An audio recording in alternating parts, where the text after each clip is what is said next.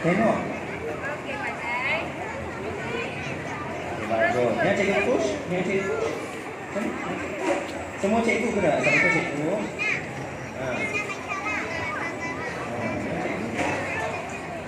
Tangan kanan.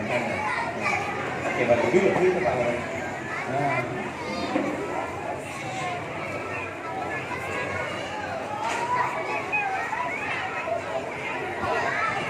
Janganlah tunduk macam tu sangat. Tunduk sikit je. Ha.